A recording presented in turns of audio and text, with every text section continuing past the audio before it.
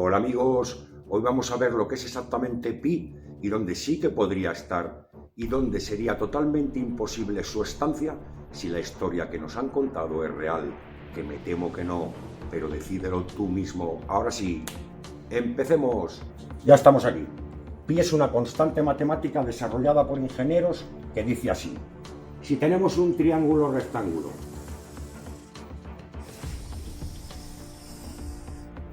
pero a 90 grados exactos, 90, sin el menor tipo de desviación posible, ni a 89,59 ni a 90,01, y su lado pequeño o cateto mide 3 y el cateto grande mide 4, pero 4 exactos, sin el menor tipo de desviación posible, ni 3,99 ni 4,01.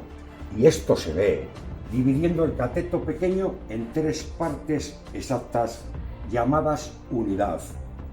De esas llamadas unidad, el cateto mayor tiene que tener 4 partes exactas, 3 un cateto y 4 el cateto mayor.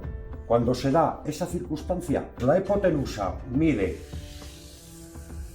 exactamente 5 y sale de la fórmula siguiente: hipotenusa al cuadrado es igual al cateto mayor al cuadrado más el cateto menor al cuadrado. 4 por 4, 16, más 3 por 3, 9 igual a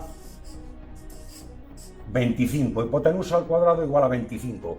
Pero si hacemos la raíz cuadrada de hipotenusa al cuadrado y la raíz cuadrada de los catetos al cuadrado, la igualdad se mantiene. Por consiguiente, hipotenusa igual a raíz cuadrada de 25, que son 5. Entonces, a este triángulo cuyos lados tiene 3, 4 y 5 y confluyen sus catetos exactamente a 90 grados, se le denomina triángulo pitagórico y tiene que tener todas las medidas totalmente exactas, si no, no sale. Pero si en ese triángulo dibujamos un círculo interno y tangencial a sus 3 lados,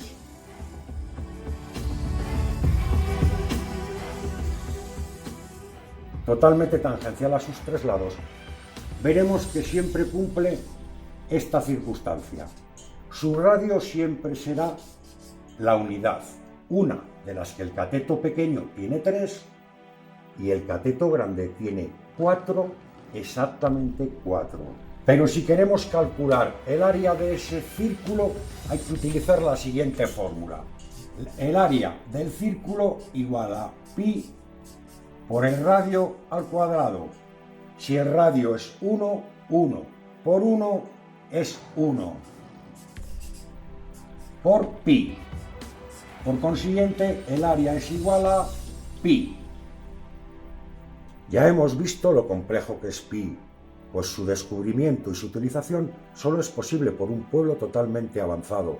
Y como vamos a ver, en el Neolítico ya lo estaban, quedando totalmente claro que la ciencia no nos cuenta toda la verdad.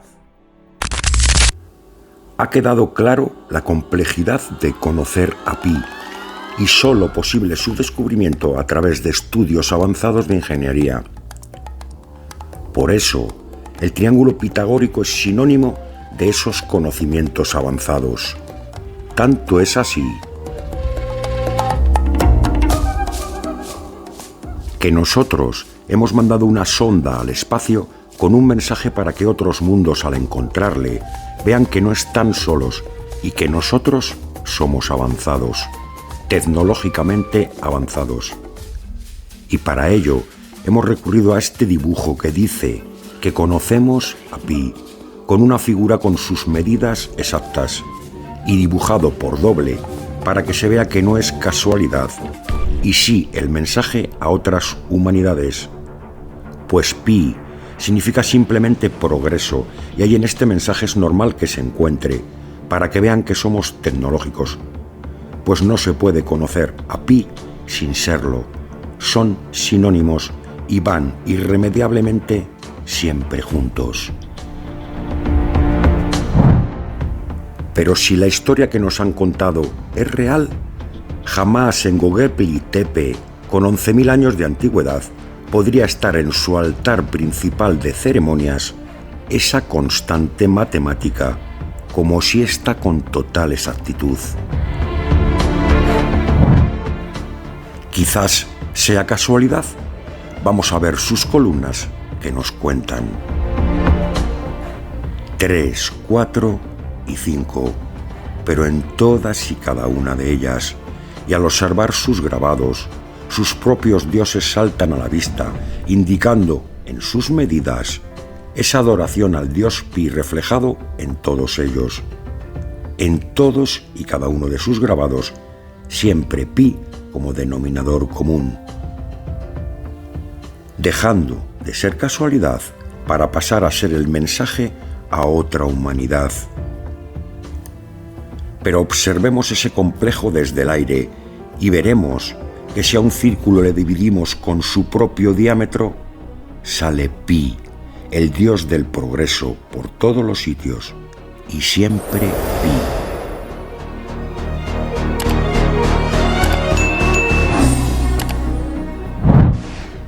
Pero ahora observemos que en España, la cuna de Pi, por ser el único territorio del mundo con esas medidas exactas, y en concreto en Cantabria, como en sus cuevas de hace 40.000 años, está grabado en todas sus paredes siempre lo mismo, tanto en este ciervo como en este otro de la pared de enfrente, justo hasta el ojo Pi, y en los dos casos igual, adorados por ser el templo de Pi, que aparece una y otra vez en todos y cada uno de sus grabados, y en todos sus animales, sean ciervos, sean toros, y justo hasta la puntita del cuerno Pi, o sean caballos, y siendo el equino también el templo de Pi, como vemos, pasando a ser junto con el toro los animales más representativos de Pi desde la antigüedad más remota, siempre el toro y el caballo.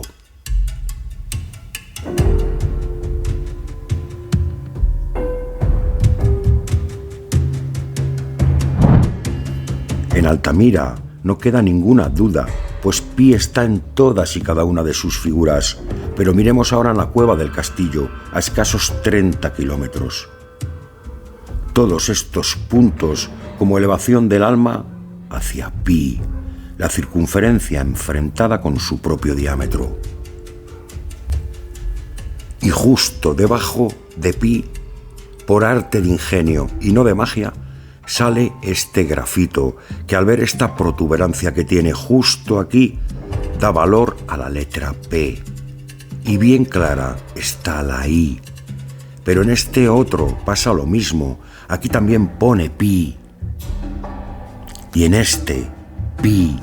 Y en este también Pi. Pi por todos los sitios de la cueva, dejándonos entrever que Dios está en todos los sitios. El Dios del progreso, claro.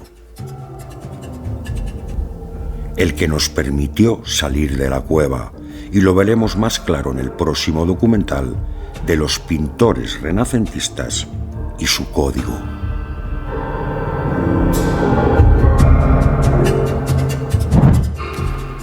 Alguno dirá, qué casualidad que se va a llamar Pi también en la antigüedad. Su nombre lo trajo Pintagorras y trajo el nombre real, pero es que Pi se escribe igual en todos los idiomas del mundo, al igual que yo soy José Luis Salas, tanto en las estepas de Siberia como en la China oriental, demostrando que Pi solo es fruto de ingenieros avanzados y nunca, y repito, nunca, jamás de cavernícolas como este.